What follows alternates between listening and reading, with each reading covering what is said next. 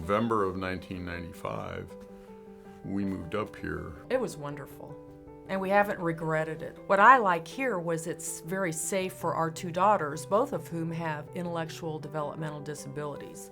So immediately I felt a lot safer.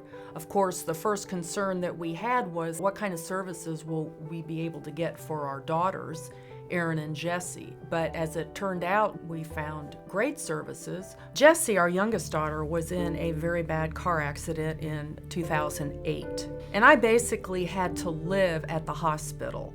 I put my Air Force work aside. Ron was working full-time.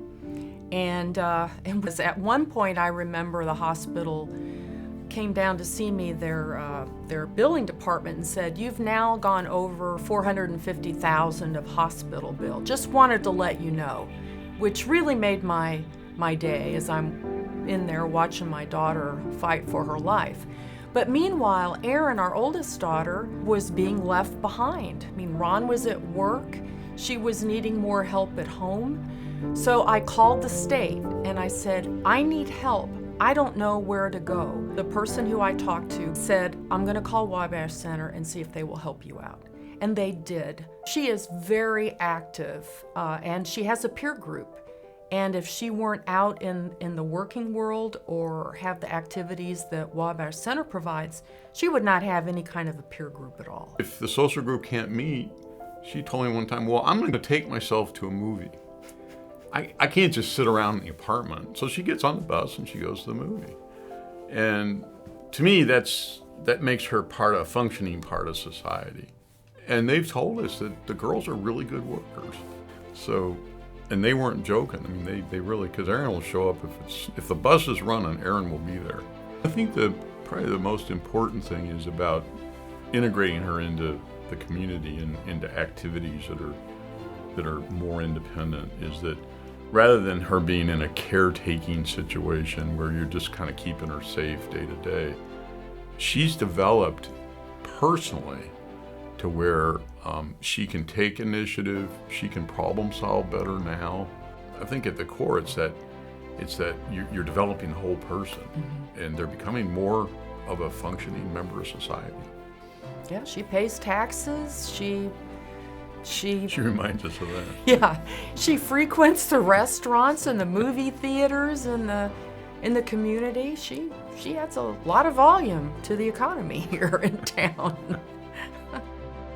The second time that we worked very well with Wabash Center was in 2010. I have an older brother, he's now 67, who was receiving services down in Indianapolis.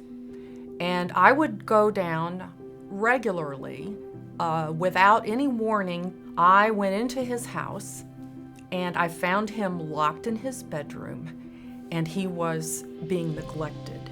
And he was very sick, and they weren't doing anything about it.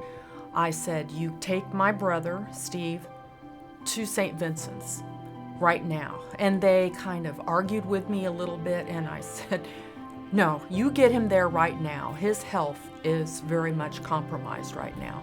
So they got him there, and when he finally got released, I remember this, he needed a lot of extra care at his home. And what did his care provider decide to do? They were going to put a feeding tube in my brother and shuffle him off to a nursing home. And I immediately took over guardianship, so they could not do that.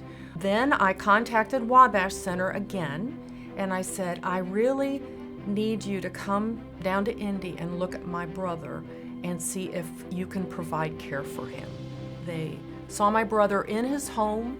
They saw what his capabilities were.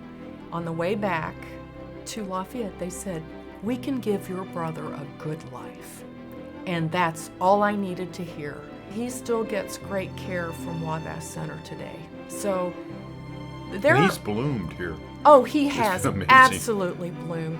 They basically wrap all around our children and my brother and provide that safety net so that they can live a good, productive life. There's people that are eligible for services in the state that there's no money. The gifts that individuals give allow Wabash Center to do the right thing like in the situation with Erica's brother.